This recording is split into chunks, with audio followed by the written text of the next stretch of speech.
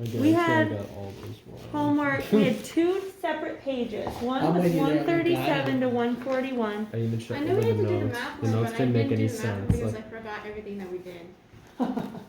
We had to do the other, the one that's in green right there too. That's when we're gonna go over math after. We're gonna do the green first. Okay. So. So page- since I love this class so much, I didn't do the homework. Oh, did you boys do the homework? I did. Okay, let me tell you the answers. The rest of you, listen. You can write them down if you want, or you can try them after. Okay, number 1 is B. 2A. Off to a good start. 3B. Great. 4A. 5C. 6D. 7D. 8C. 9C. 10D. 11B. Okay. All right, any of them that you got wrong, I want to go over. Even if it's all of them, it's okay. I got 2 right. Okay. All right, are we good on number 1? We gotta start at the top. 1. Okay. So, number 1 is a question where you were given a data table. Okay? And remember with data table questions, you need to check answers B, C, and D. If you don't agree with B, C, and D, you automatically choose A every time. Okay, you don't even have to check it. So this one said, actually, wait, I'm sorry, number 2 is the graph one. Number 1 says, which of the following choices would best introduce the main point of the essay? So we have to know what this essay is about. When you do this, do not read the underlined part, okay? Instead, read everything past it. Finish that paragraph, see what it's talking about. This one says, horror, western, and sci-fi movies are made every year, but the number of movies produced in each genre fluctuates annually. So what we know right now is it's going to be talking about all different types of movies. So when we look at our answer choices, we've got to see which one is most consistent with that, okay? The correct answer here is B. While many movie genres are staples in Hollywood, the popularity of these has changed over time. And it says right there, horror, western, sci-fi are made every year, but the number in each genre fluctuates annually. Then it even starts saying, talks about the 1960s, and it talks about 25 per year since the 1960s. So it's talking about a change as years have gone by. The one that's talking about a change over time is B. Okay? C does not work. It doesn't even mention drama in that list, so don't go with that one. D is way too vague. Okay, there's a lot you may not know about how films are made. This isn't about making them. And A, with the rise of movie streaming, the number of movies are never shown in theaters increases. It doesn't even talk about that, so don't go with A. Okay. 2 is the graph question. You should have gone through each of your choices. What is consistent with the graph? So it says the first sentence, you gotta look before it because this underlined part is like the second half of a sentence. The first is saying the number of zombie and vampire films has what? Oh, I'm smart. I looked Has at the it wrong risen one. or declined? Okay, it definitely hasn't declined, so we can't choose C or D. Instead, we're looking at A or B. B says risen, with vampire films increasing nearly 6-fold. So you had to look at the key. The vampires are the dotted lines. They go from about 13 up to about 35. Last group of kids told me they didn't know what the word fold meant. You know what that means? When I say 6-fold? 6 times? 6 times. Yep. So if it said 100 times or 10-fold or 100-fold, that means times that many. It got that much bigger. Okay, so it has to be A, simply because all the others are wrong.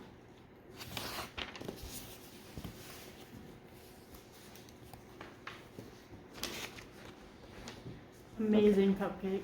Thank you. Yeah, they're really good. Thanks. All right, number 3. Which of the following choices would offer the most effective transition between the previous paragraph? So in the last paragraph, we were talking about different genres, and we ended by talking about zombie and vampire films. Okay, now we need the transition to this one. And what it starts with is saying, while the saying goes that there's no accounting for the public's taste, blank. Why should the number of westerns have remained relatively low while the number of zombie films has skyrocketed? Okay, again, looking for what's wrong. Definitely not C. A lot of people don't care about zombie movies. Or D, science has not shown zombies exist. Those are just stretches. Those are trying to make connections that aren't there. Okay, the thing that's wrong with A, lots of people like lots of different things. It doesn't match the tone. This is a pretty formal written piece. That is not a formal statement. Lots of people like lots of different things. Okay. Correct answer for that one was B. In number 4, we have to decide between keeping and deleting. The writer is considering deleting the underlined sentence. The underlined sentence says, beginning with these facts alone, we can start to see why these films might have been popular in different eras.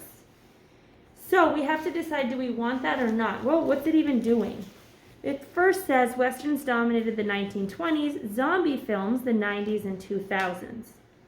So it fits when we say beginning with these facts, the facts of what dominated what.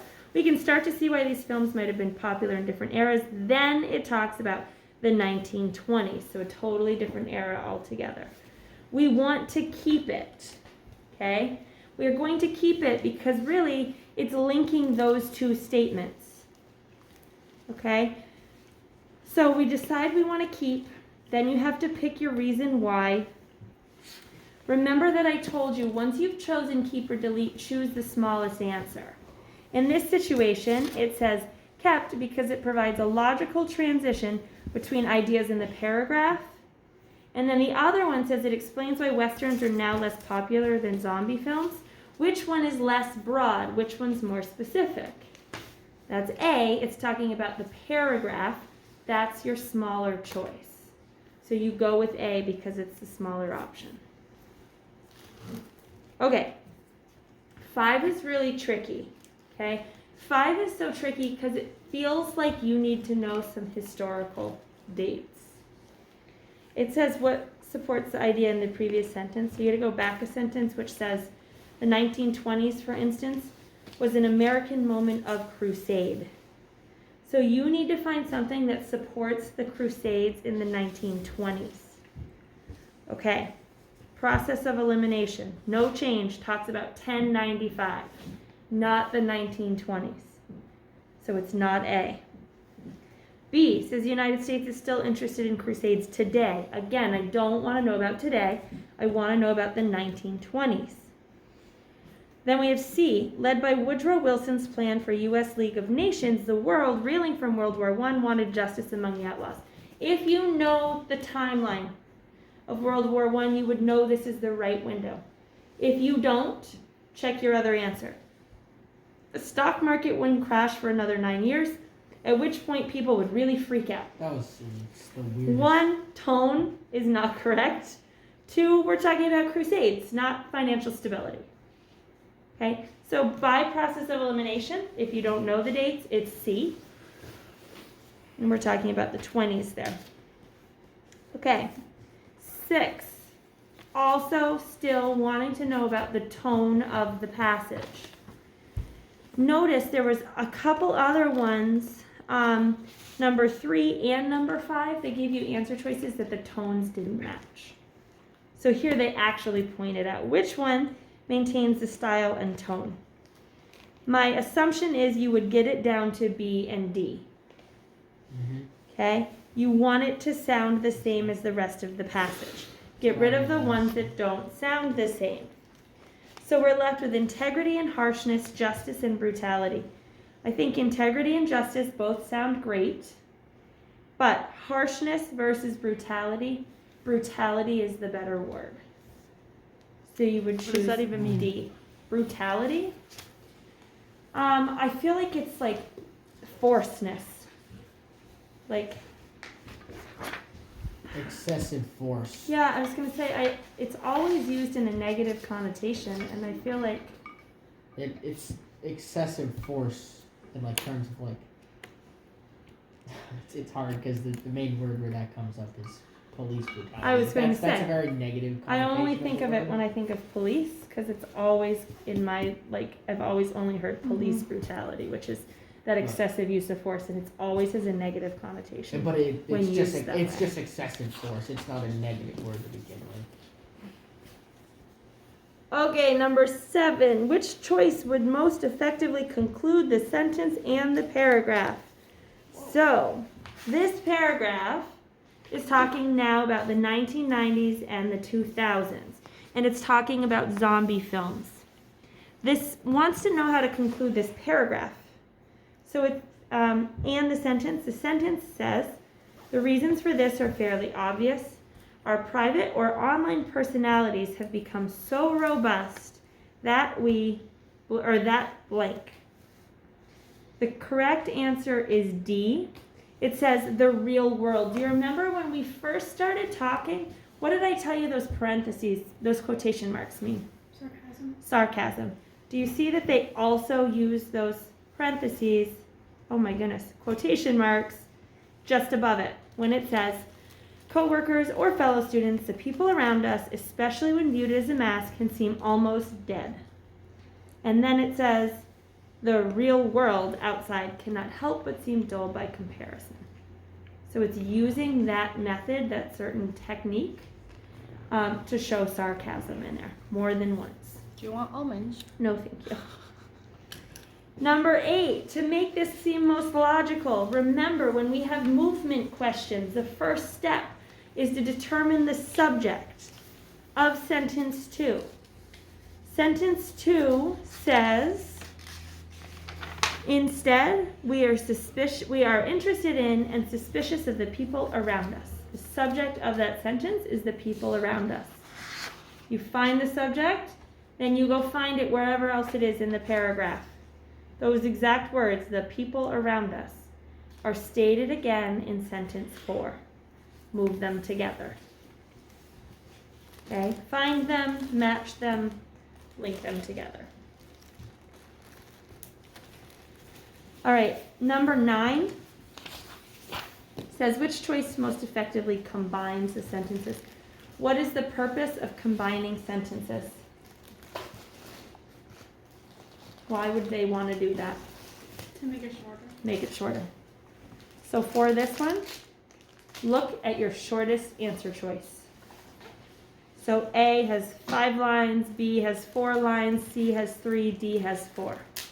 If you're running out of time, you could just be pretty confident it's the shortest one. If you have time, check it. It wants to know if the sentences have been combined. You don't want to just choose the 3-line one because they might trick you and still leave it as 2 sentences and just be like, oh, they're going to pick the shortest one because it's short, but we actually didn't change anything. They might do that. So just make sure that you double check it. So this says, it may seem that a genre conventions never change. A Western today follows the same set of rules as a Western from 100 years ago, with a colon, which still works. So C is the right answer. Number 10. Now the author is considering adding the following true statement. For what it's worth, my personal favorite is Jacques Tournier's I Married a Zombie, which is based loosely on Jane Eyre. Should the writer make this addition? Up to this point in the passage, has the author done anything first person? No. No. Don't start doing it now. So we're definitely going to say no. It changes everything. It changes the whole way it's been written. So that can get rid of options A and B. Then we look at C and D. C says no because the author's strange choice disqualifies the author from discussing popular taste. No, we're not allowed to say the author has strange taste or not. I thought that answer was fine. It's like, that was a bad movie. Your point is no longer valid. Exactly. The whole paper is garbage. Or no, because the essay as a whole is not primarily focused on the author's personal preferences. That's the right answer. Nowhere in there did it care about the author's personal preferences. And then 11, which choice most effectively suggests that Westerns offer more than what they seem superficially to represent? The correct answer here is B. The word mere is kind of like just a little bit. So this says, which ones suggest they offer more than what they seem superficially? Okay, you're just kind of thinking about what superficially just means above the on the surface, but there's not much more than that. That's where your word mere comes in. Okay, we have the last of our writing and language to do. We have a lot that we are going to write down today. I am feeling that you have perfect handwriting for Avery to write. Me? Like you write for me. I have to write on the board. You can do both. Yeah. Okay. What page are we on? We're going to page 148. No. No. Yeah. Really? Oh, yeah.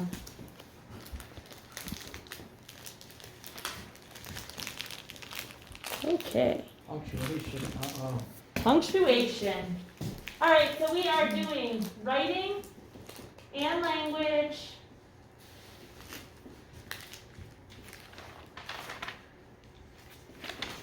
Continued. For the 5th time. Yep, but the last time. 5th time, but the last time. How many more times do we meet? 3 after today. This is gonna get me a lot more during advisory. That's all I'm saying. Oh, Okay, what we're going to talk about today is punctuation.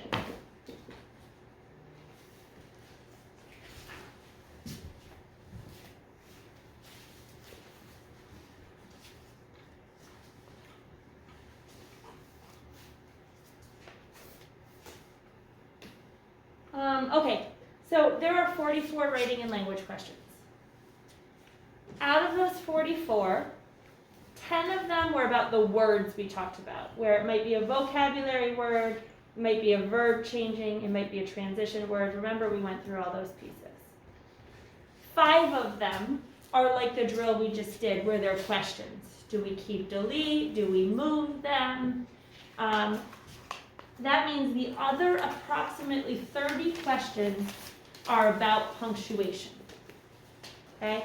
And I say to you guys all the time, if you really wanted to boost your score on your reading and writing section, this is the section you can study. This is the one you can make note cards on. So after we go through the notes today, I'll explain what that would look like in case you wanted to do it and were just confused how. But we're going to go over all the rules you need to know for these 30 out of 44 questions. So the first thing is general punctuation. You know it's a general punctuation question when you look at your answer choices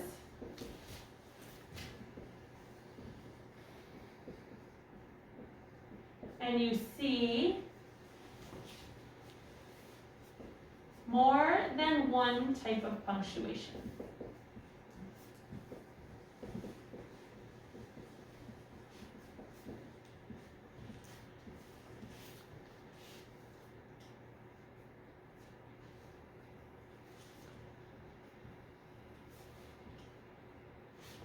In what? More than one type of punctuation, like the pair? Like where? So when you go to your answer choices, I'm going to show you, but you go to your answer choices and A has, A, B, C, and D all look exactly the same, except one has a comma in it, one has a period, one has nothing, one has 2 commas in it. So what we're going to do, once you recognize this has happened, you are going to use what's called the vertical line test. This is the vertical line. I'm going to go straight up and down.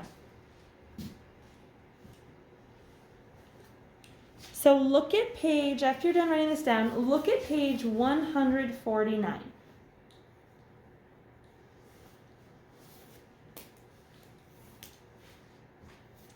And I want you to look on 149.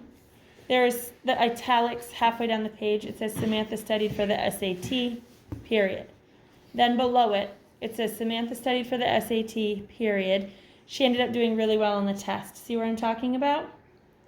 Where the SAT period is, draw a vertical line. Okay? You're going to separate right where you see the punctuation into two separate sentences. Okay? So the vertical line test means separate what do I want to call it? Separate question into two separate parts.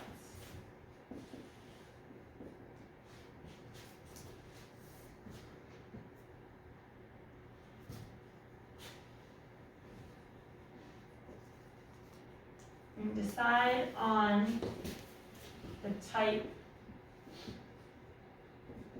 of punctuation.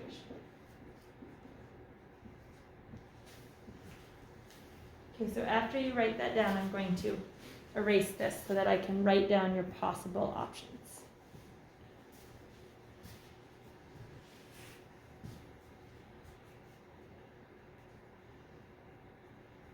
I've never had how to spell punctuation, and I keep spelling it wrong. How many times did I make you write it? 1, 2, 3, so far. That might be the end of when you have to write punctuation.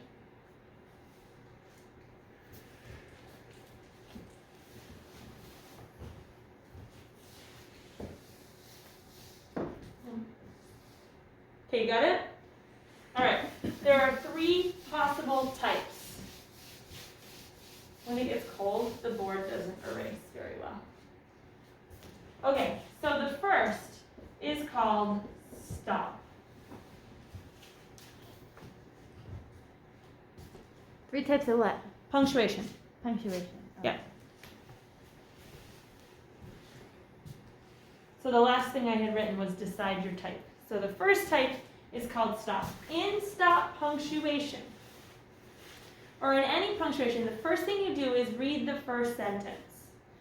So in stop punctuation, the first sentence is complete. And the second sentence is complete.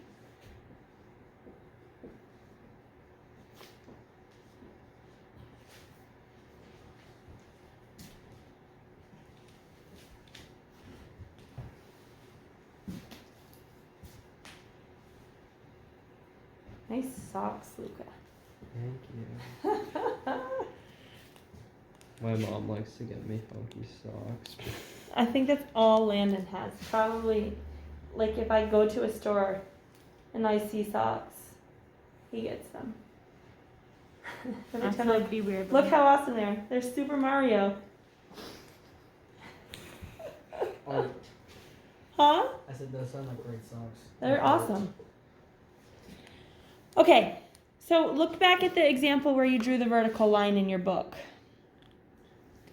See how it's, so where you have the vertical line, you would read the first half, and you would read, Samantha studied for the SAT. And you'd say, oh, that's a complete sentence. Then, she ended up doing really well on the test. Also a complete sentence. Look below it at the next italicized thing. Samantha studied for the SAT. We could have drawn a line. She ended up doing really well on the test.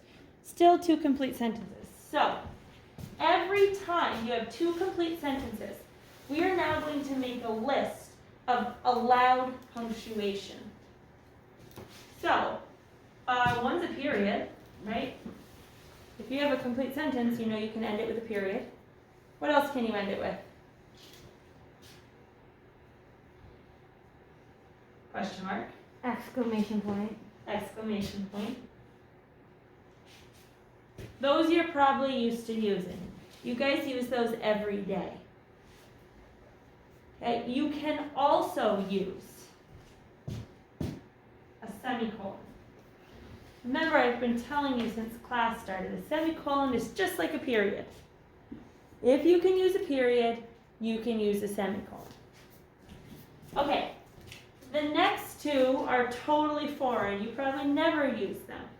One is a regular colon, and one is a long dash.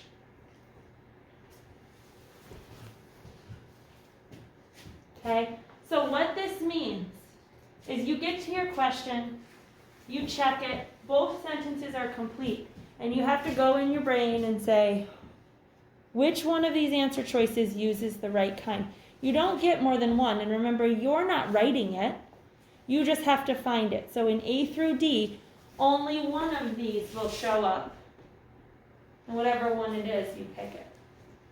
The part that's missing here, that we way overuse in our language, we're using it wrong most of the time, is a comma.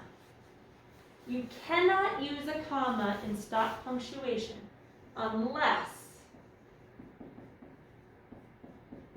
it's followed by what's called fanboys. Have you heard that in class before? Yes. No. We did it a lot in middle school. Okay. We've never heard of that. Okay. So it's an acronym. I'm going to write what they mean around it. F means for. A means and. N is nor. B is but. O is or. Y is yet. S is so. So you write those down.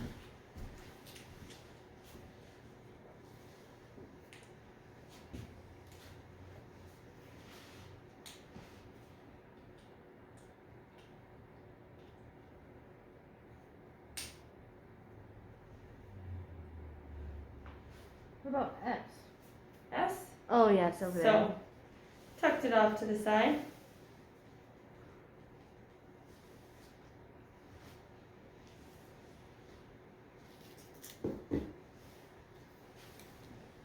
Okay. What this means is that if you put a comma there, it has to be like comma and, comma but, comma so. You cannot just have a plain comma. Now, I hate telling you guys to memorize something, so I'm not going to say to you, go home and memorize that whole acronym. What I would like you to try and keep in your mind is just that this thing is called fanboys. So that when you're checking it on the SAT, and it's blah, blah, blah, blah, blah, comma, and blah, blah, blah, blah, blah, and you say, oh, it's stop punctuation, there's a comma with an and. Is there an A in fanboys? Yes, there is. That's correct. I'm going to put a note here because their favorite thing to do is use comma, however. And H is not in fanboys. So I'm putting a note that says does not include however.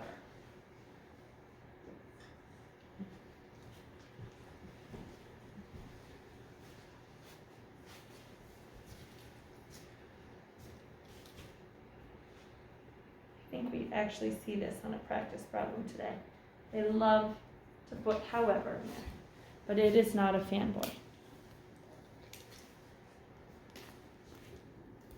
All right, so go back to your book where we went over the first two groups of italicized things. Now to look at the third, still on the same page.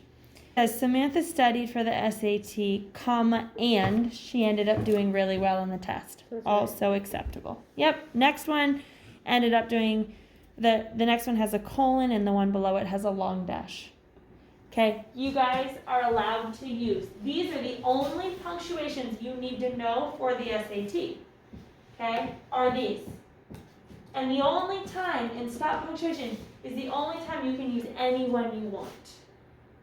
So when I say to you, make note cards, what I would do is have a note card that says stop punctuation. What is stop punctuation? And when you turn it over, both sentences are complete.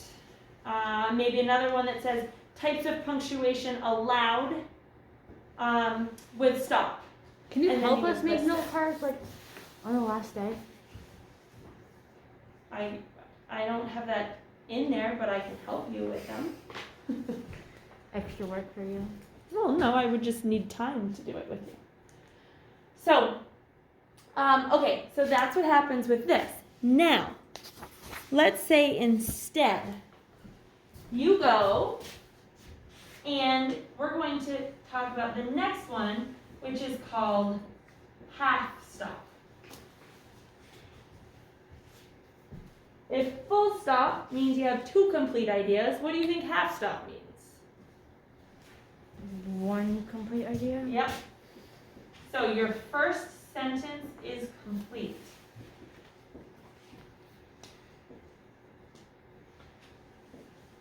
The second is not. So when you draw that vertical line and you go and you check, you're going to find your first sentence still seems complete, but when you check the second one, it isn't. You are only allowed two types of punctuation. They are the colon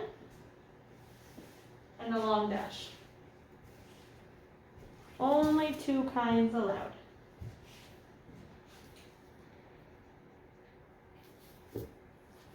So an example would be like this. You don't have to write it, but the 4th of July is represented by three colors: red, white, and blue. So let's say the problem was set up in such a way that you had to draw your vertical line there. Then you would read both parts and you'd say, the 4th of July is represented by three colors. That's a complete sentence. So I know it's one of the stops. So then I read the second, red, white, and blue. Not a complete sentence. So this one's complete, that one isn't. It has to be half stop. My only correct types of punctuation are either of those two. So that means right here needs to be either colon or a dash. Okay, and again, you're only going to have one correct option in your answer choices. So you have to know, okay, either of those is acceptable, and pick that right answer.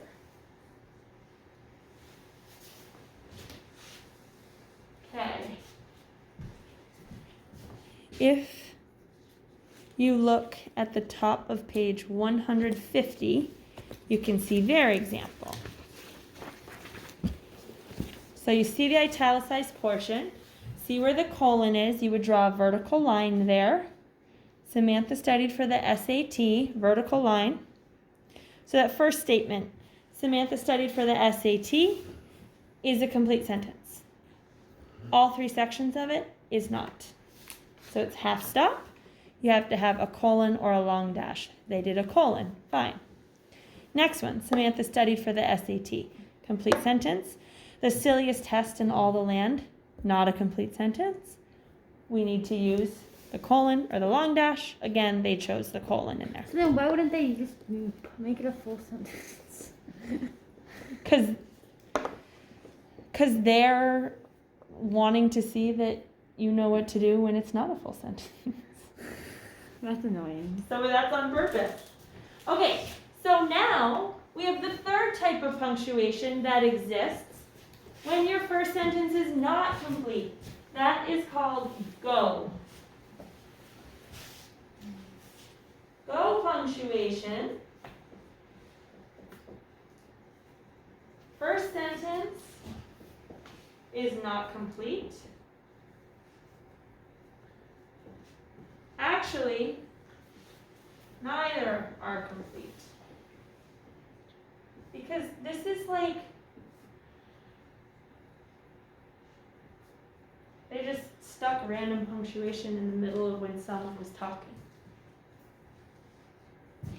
You don't just have a sentence and then throw an exclamation point in the middle of it. I do it all the time. Which is what go punctuation might be. Okay, you have two options again. One is no punctuation at all because, like I said, it's in the middle of a statement and no punctuation would go there.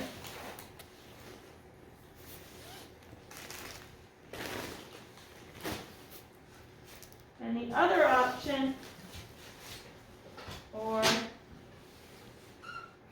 a regular comma. Not a comma and fanboys, but just a regular comma.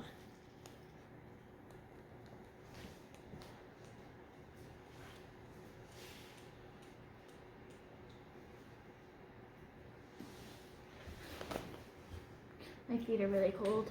Your feet are cold. Do you want to move that closer to your feet? No, it's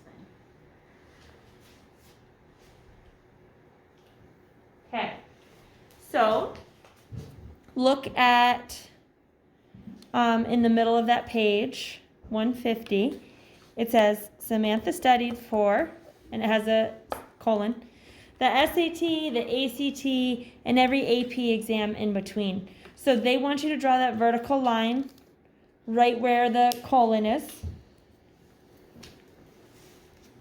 And then when we read that, it says Samantha studied for, not a complete sentence. It has to be go punctuation. I cannot have that colon there. My only two options, if anything, are no punctuation or a comma. So as written in that book, it's wrong. So if we put the vertical line in, that's a, oh no, it's not. Doesn't matter. You always check the first one. It's always the first one that you check. So the second example, the SAT, long dash, Samantha studied for it and was glad she did. This is what Avery was just saying. It doesn't matter that the second half is complete. You have to check the first half. Because that first thing just says the SAT, not a complete sentence. It's go punctuation. We can't have anything there. Okay? And then the next one, you see commas there with lists all of a sudden. And we're going to talk about that after. So let's look at some actual problems. Number 1.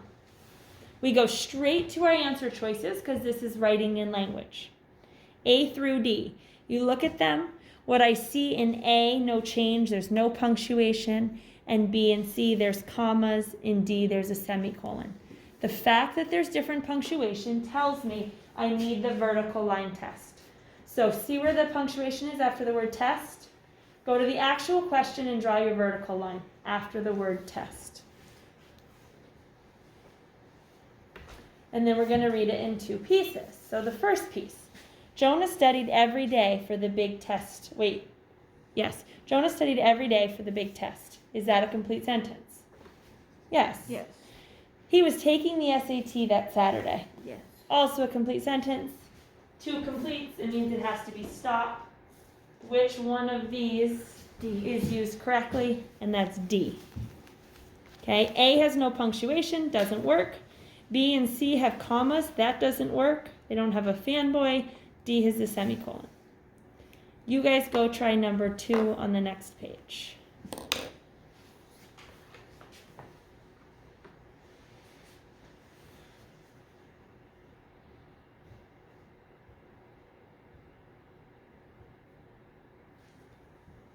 But what if they add words to it? Not allowed. We want it to stay as short and as close to the original thing as possible. But then it could be either.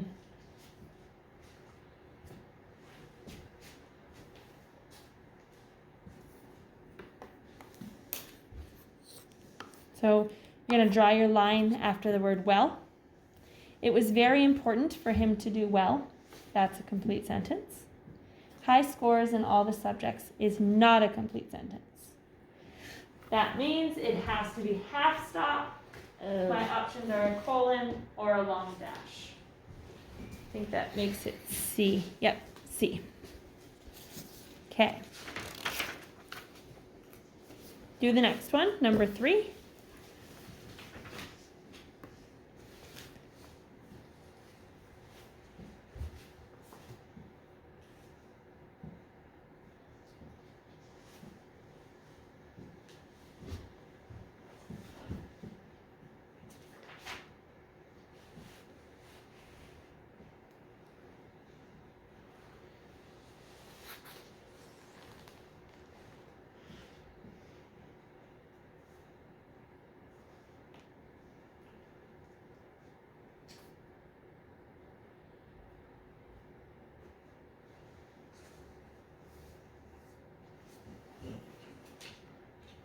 Okay, drawing the line after the word moment. Whenever Jonah had a free moment.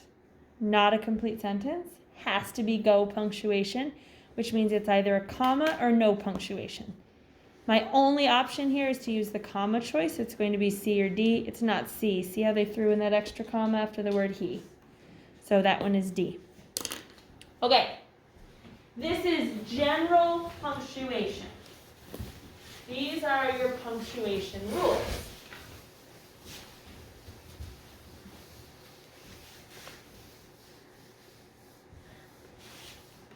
Now, where is my, there it is. See if I can get some of that red off.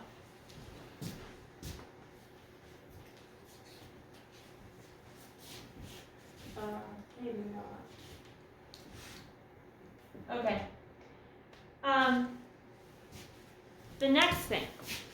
Let's say we're only now going to talk about commas.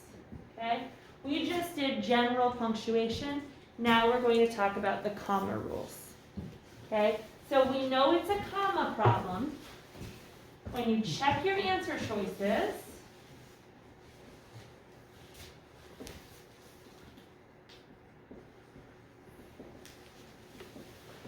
And commas are the only thing changing.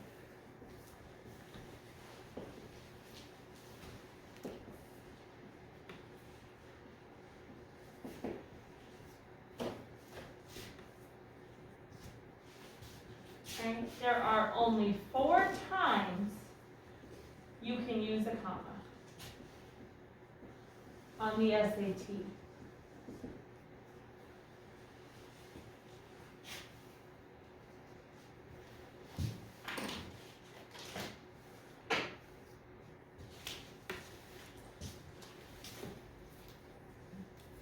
Okay.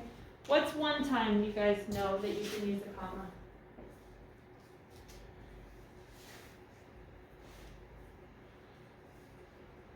Sorry, you still writing.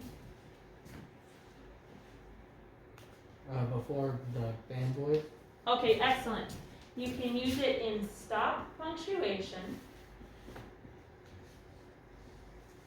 Oh, Avery made you write punctuation one more time.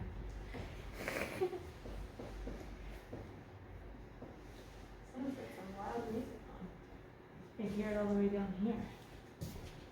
Stop punctuation with fanboys attached.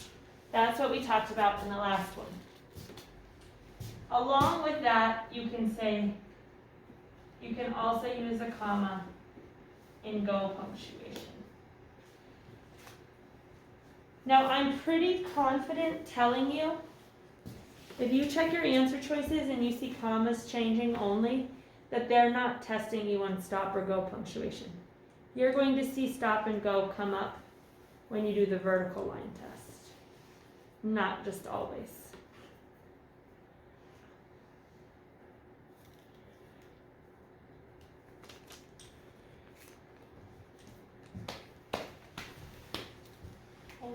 A list.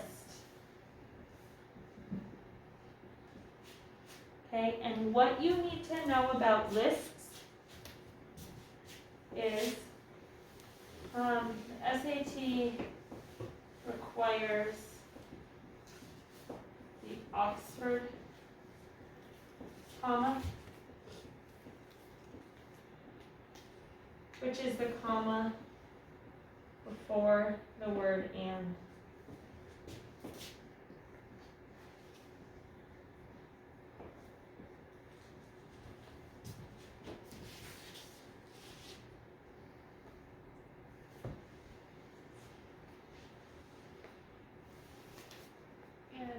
Names? This other one is for the SAT, because there may be other times that we use a comma regularly, but that you'll be tested on. The other thing, what I like to call it for simplicity, is a sandwich. Okay? And what the sandwich Is it sandwiches? Oh boy. Unimportant. Another special word. Which one? Sandwich. You have like SAMMIC. I seriously have no idea how to spell sandwich, okay? Unimportant information.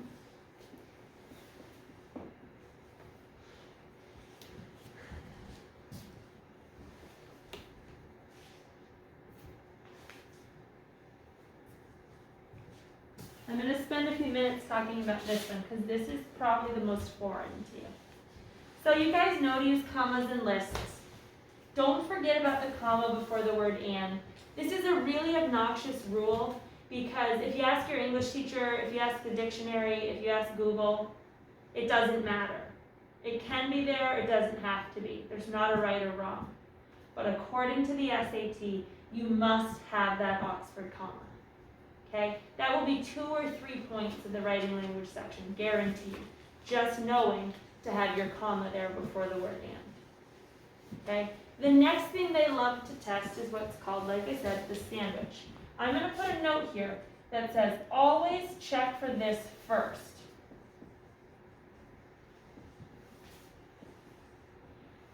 Okay? By sandwich,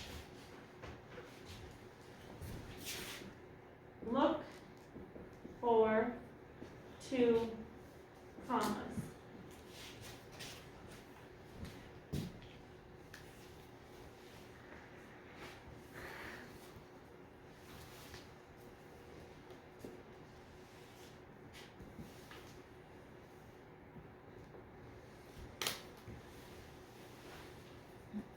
Okay, so you're looking at your answer choices, and you see A, B, C, and D, they either have a comma or they don't have a comma, or there's 2 commas. Once you've recognized the only thing changing is commas, first I'm going to look for a sandwich. What you do with a sandwich is you identify 2 commas, you put your finger over whatever is sandwich. So skip down, we'll go back to 4 in a minute, but on page 153, look at number 5. You look at your answer choices and you see, okay, A has commas, B has none, C and D both have a comma. Okay, it's a comma problem, and you say to yourself, do any of those choices have 2 commas in them? No. Yes, A does. Don't forget to check A, because that's one we overlook all the time. So the second you see, okay, it's commas, did I find one with 2 commas? Take your thumb, and I want you to put your thumb, this one you kind of have to put it over too. Put your thumb over everything sandwiched between those commas, and then read the sentence without it. It now says Jonah was going to get into one of those schools. Is that a complete sentence? Yes. Yes, those commas are doing their job. They are sandwiching unimportant information, and that's your correct answer. Oh, I wouldn't have guessed. It seems a little counterintuitive because you want them there to, like, they hold stuff that doesn't matter. So if you can put your thumbs or your fingers over it and you don't need them, they're doing their job, and that's the correct answer. Always look for that, because this is probably what they're testing when they give you a comma question. Before you move on, just look at number 4 at the top of 153. In that one, it was a list. Okay, what's the correct answer? B. Be careful with C. It has it before and. It also puts a comma after and. It doesn't go there, just before. So the correct answer is B. Okay, you guys try number 6. Oh, I was so confused. I went for the wrong question, and I was looking at 6, and she was like B. I was like, Like, that doesn't make that's any a lot of sense. commas.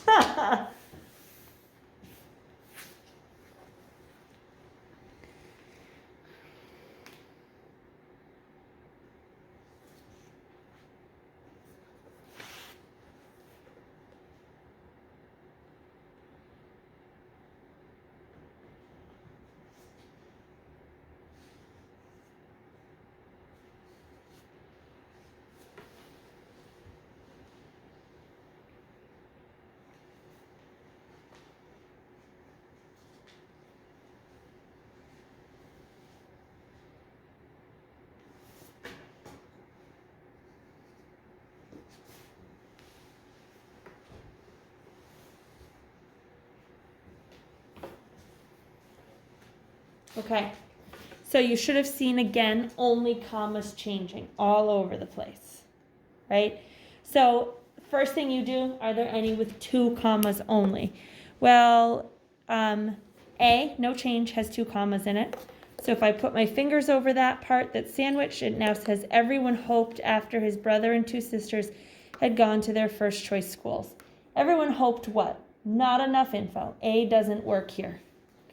B and C both put all these commas like they're trying to create lists, but there's not lists. So the correct choice there is D. No, it's all just go punctuation in this case, and we don't need any commas whatsoever. Okay? All right, that's your comma piece. So we've gone over general punctuation, we've gone over commas, and the last bit of punctuation, here's another big word for you, Avery, Oh boy. is apostrophes. Oh Jesus.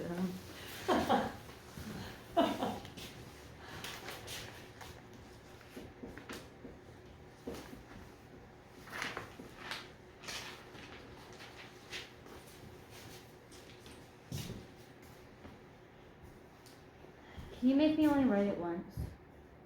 I can try. I can't promise.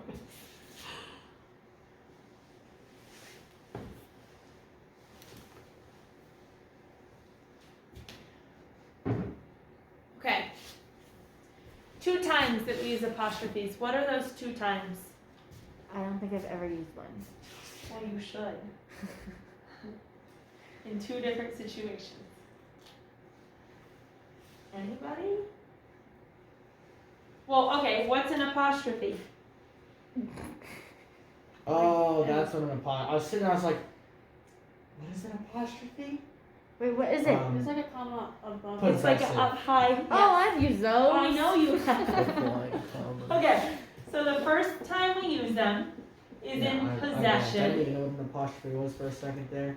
That's why I was like, wait a minute, you're all just looking at me. Yes. Yes, it is like the comma up high. So we use it in possession. And the other word, which is another big word, Conjunction? contraction. Whoops. No, that's totally normal to mix it up. A conjunction is a fanboy. Your fanboys are conjunctions, and if you think of, even though this definition would work in either situation, conjunction, conjoined, you're combining 2 sentences, is where the fanboys comes in. This is a contraction. A contraction is this. Can't, haven't, should've.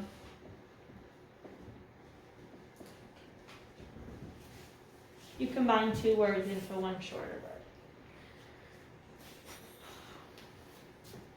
word. Okay. I want you to be careful with contractions. Because here's this sample problem. Let's say the word is should've and it gives you answer choices. These are the kind of answer choices you'll get.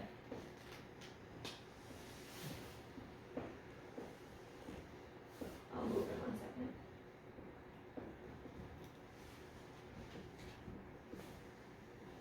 Is Marley at like Thanksgiving or something? No, she had to work today. Oh.